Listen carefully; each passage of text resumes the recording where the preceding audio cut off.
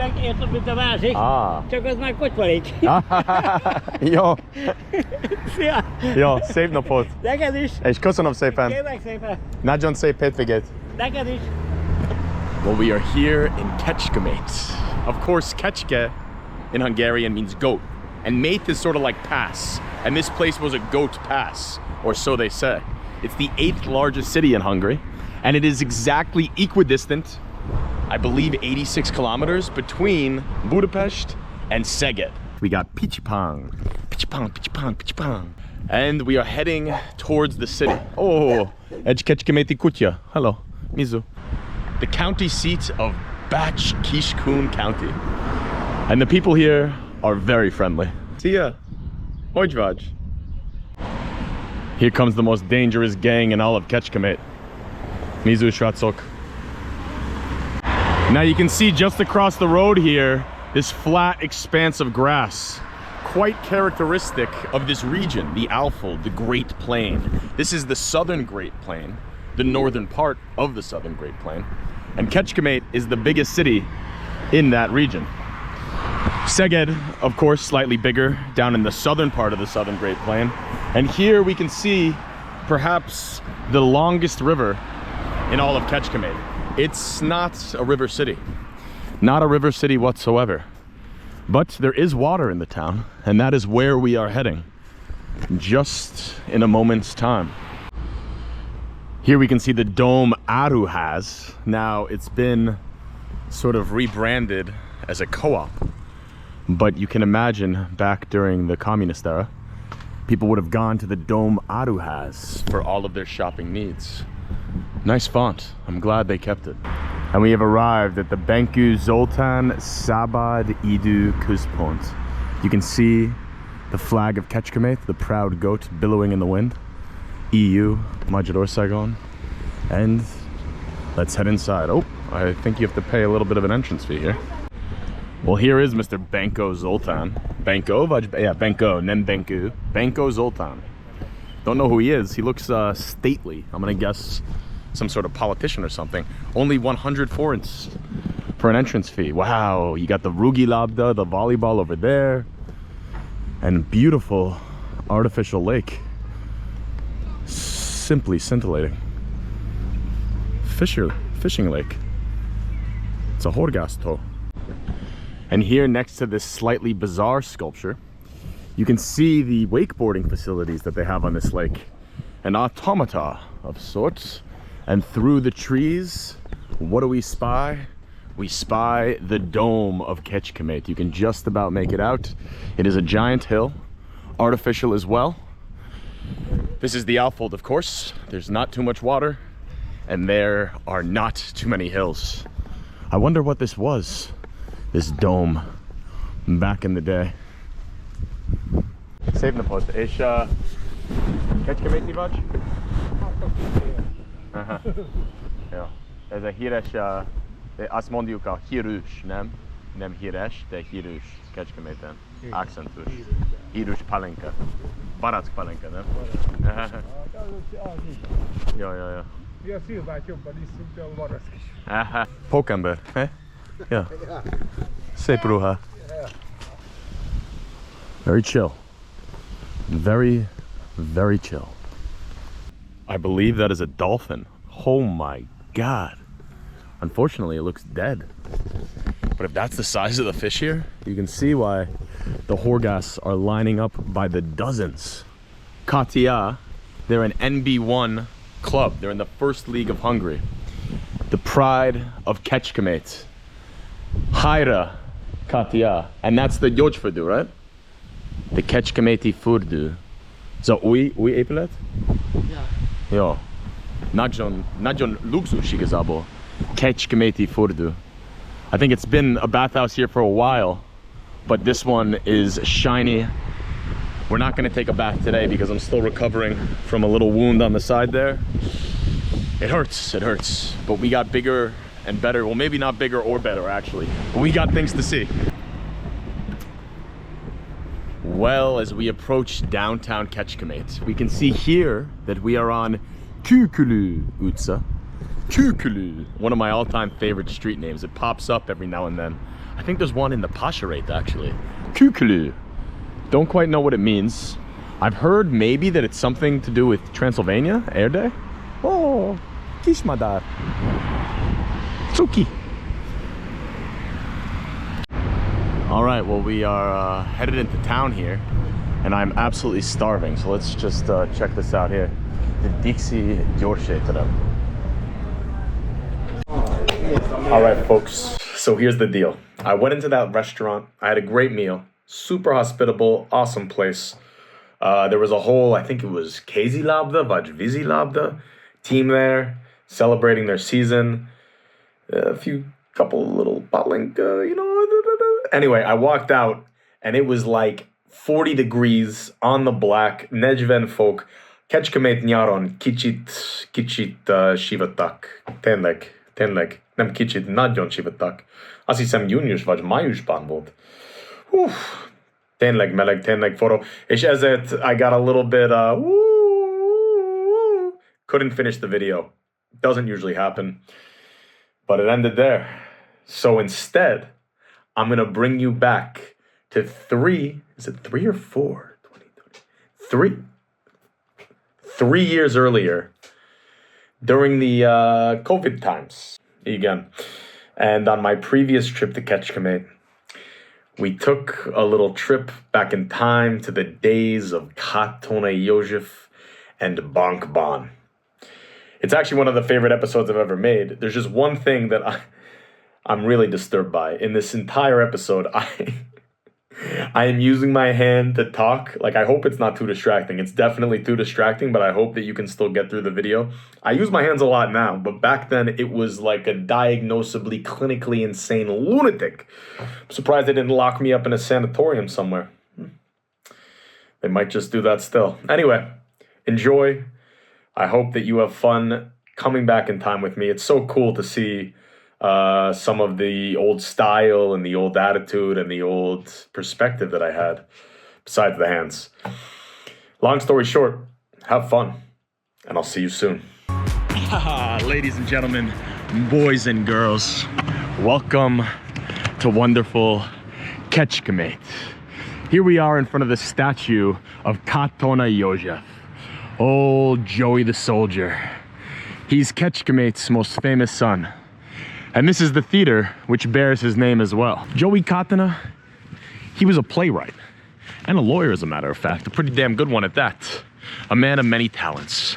And he's most famous for writing the preeminent Hungarian drama of the 19th century. A little play by the name of Bánk. Machai István. Love that old school style. There he is, a craftsman, last of a dying breed.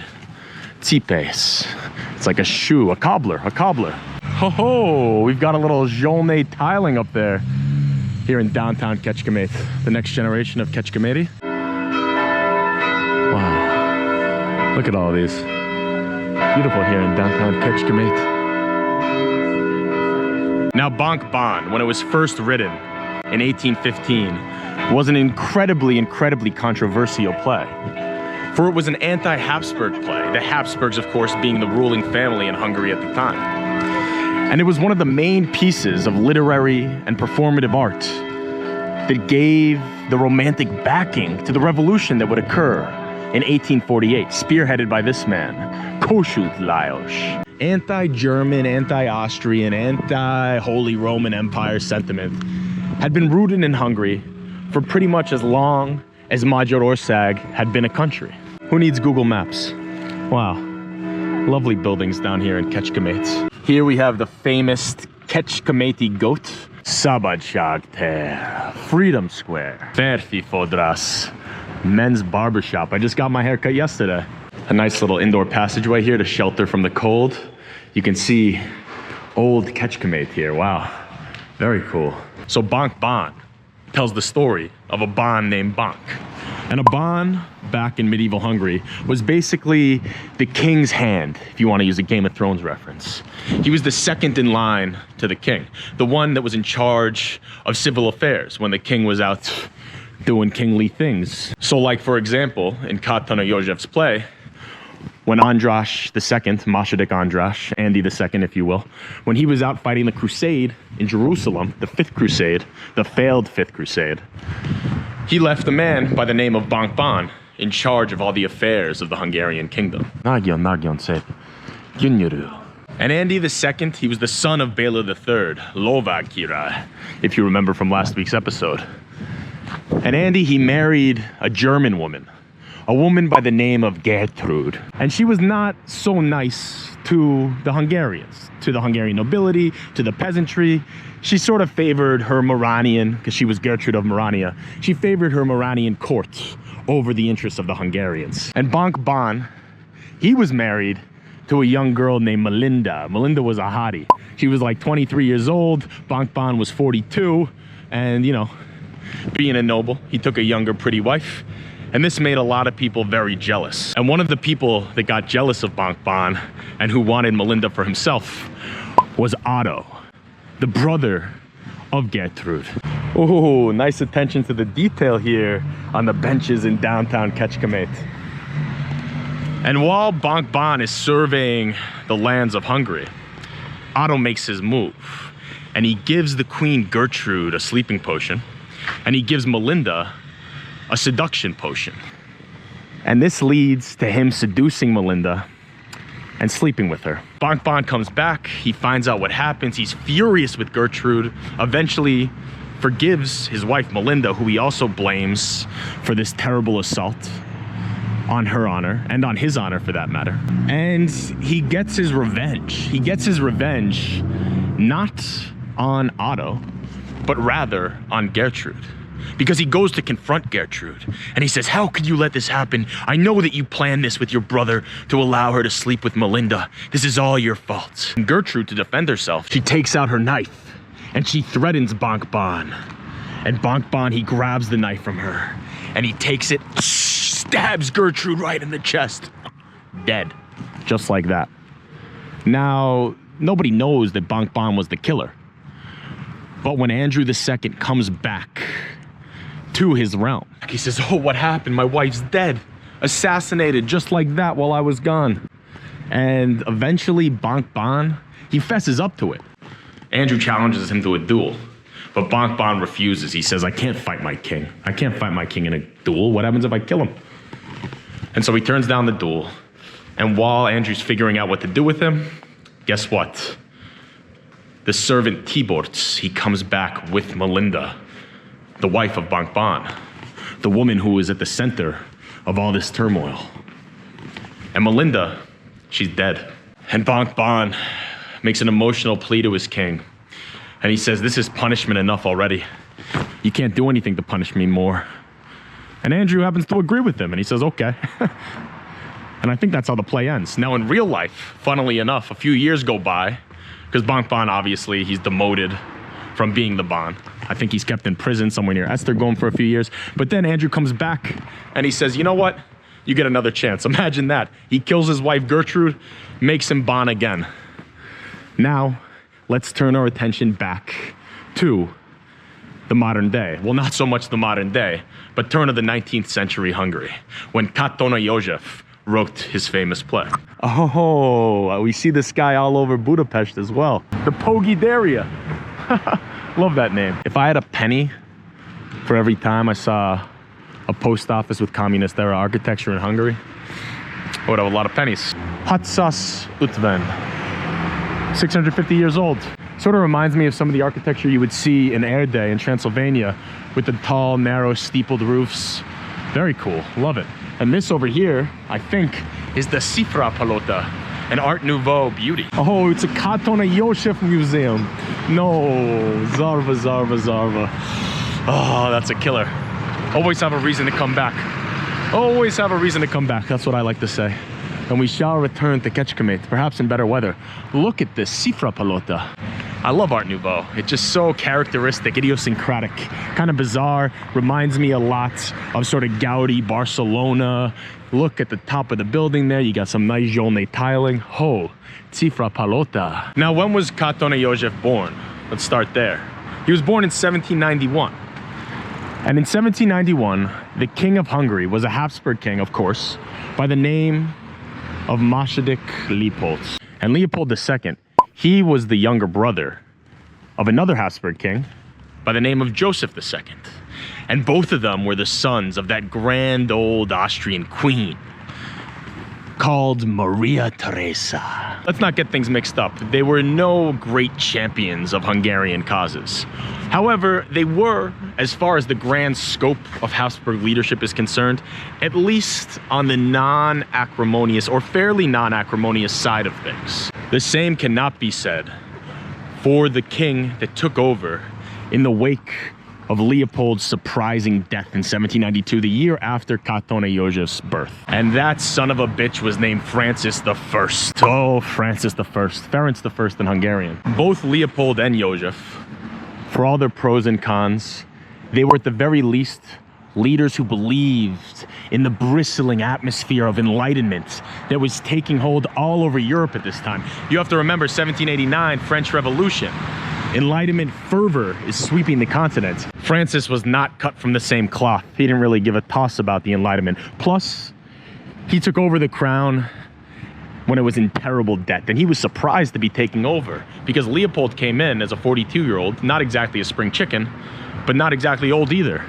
And everyone assumed he was going to lead for quite a while. And things started off very promising, particularly from a Hungarian perspective, between Leopold and the Hungarians. And then he dies, he kicks the bucket, 1792. In comes the 24-year-old Francis, and he's overwhelmed. Jovan, look at these. Perhaps that is Bánk, and Melinda, who knows? Big puppet guy, love the puppets. Veres Erika, Textil Sobrasat. Very nice. Follow her on Instagram, Lion. Erika Veres. And Francis, he was very nervous because a revolutionary movement had very fertile ground in Hungary. For obviously the Habsburgs, they were detested by many people. And there was a whole Hungarian Jacobin society that opened up in the wake of the French Revolution. And Francis wanted to crack down on this. So a lot of the reforms that had been made in terms of free speech, freedom of the press, under his father and his uncle, they were stripped away during the reign of Francis. Oh wow, a nice Teknus Sobrat turtle statue. Very lovely. She's got a chiga in her hand. And Francis institutes a lot of rules that suppress the Hungarian language, a lot of censorship. I mean, he doesn't even really allow any Hungarian newspapers to be published. 1794, Katona József. He's only 3 years old. Big year in Hungary. For the Martinovich plot is unearthed. And the Martinovich plot, it was hugely exaggerated by the Habsburgs, hugely exaggerated by the censors and the police state that Francis had put in place. But what they said is that a Jacobin-inspired violent revolution was being planned by men such as Martinovich and 17 co-conspirators who were ultimately beheaded on the Vermező, right behind the castle in Budapest, the Bloody Field. That might be why it's called the Bloody Field, actually. Never knew that. But it's unearthed, it's squashed. Poets such as Kazinci Ferenc are put into prison. And this is a huge overreaction by Francis. I think this is some Magyar rap bumping out of that Mercedes. And this is how far the Hungarian language has come. And back at the turn of the 19th century, it was not so certain that the Hungarian language would even exist for that much longer at all. For the Hungarian language at this time, it was not spoken by all that many people. It was seen as the vernacular, the language of perhaps the lower classes, the peasantry, a few aspiring poets. But in terms of serious academia and politics, more people actually spoke Latin. Hungary was this weird idiosyncratic case where the affairs of state were still done in Latin, an archaic, pretty much extinct language. Vilmos vagyok. Oh, yes. Nagyon híres Kecskeméti barack pálinka. This is what I was looking for. And in Kecskemét, they don't say híres. Híres, famous in most of Hungary, but in Kecskemét, they say híres. Híres, nagyon híres. Kecskeméti barack pálinka. That smells good. Kedvenc pálinka, barack pálinka.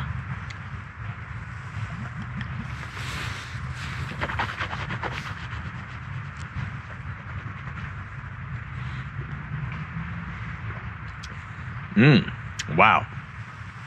flavorful. Flavor-filled and flavorful. Need another swig. That's right.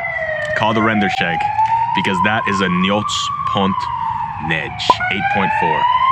We're really starting along the path of language revitalization in Hungary, with this process known as the nyelvújítás. And when Katona József is in school in Pest at the beginning of the 19th century, this process of nyelvújítás, it's really starting to inspire a lot of the students and the theater students.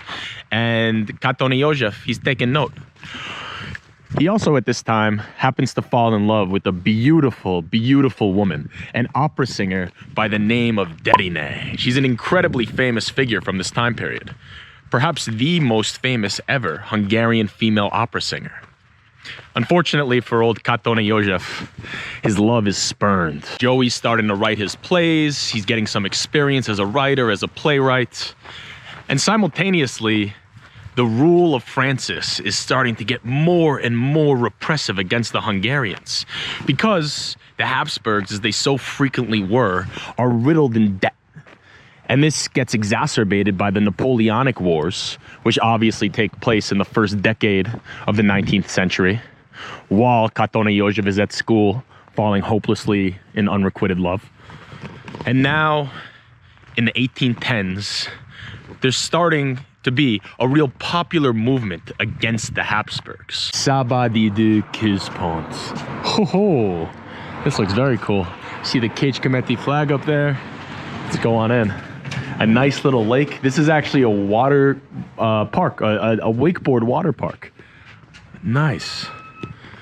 Kecskemét just continues to surprise. Some beach soccer. Tengerpart foci. Oh, I think we have to pay a ticket or something. So Joey Katona, he finishes his studies. He's gonna be a lawyer. But then a competition comes along in 1815. It's a competition out of Kolozsvár, Cluj-Napoca, in modern-day Transylvania, aka Erdély. And the competition calls for a Hungarian play, a drama with a historical theme. And József Katona, he's like, okay, I can write a play. And he reaches into his back pocket, and what does he find? He finds the story of Bánk, the 13th century epic. And he writes it into a play. And he's like, wow, this is pretty good. And so he submits it to the competition. What happens? Nothing. They don't even mention him. They don't even say that it was a good job or anything like that. They just say, okay, you submitted a play, nada. He ends up publishing it on his own dime, I think in 1820. And it's getting a little bit of recognition in the early 1820s. I think it's staged a few times in theaters.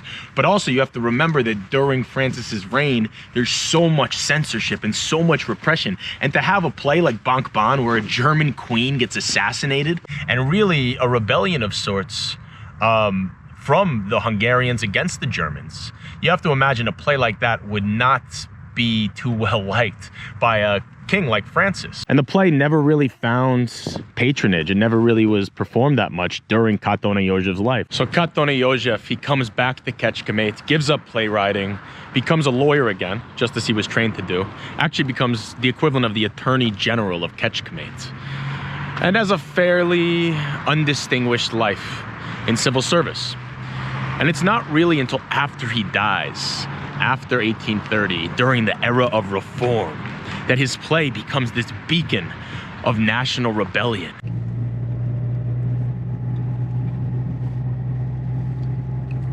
I'm running down the road with a bottle of Palinka. Ooh-da-doo-da-day. I'm running down the road with a bottle of Palinka. Ooh-da-doo-da-day. We're here in the village of Ocha on the way back to Budapest from Kecskemét, with this amazing 13th century Magyar church. Unbelievable. Wow.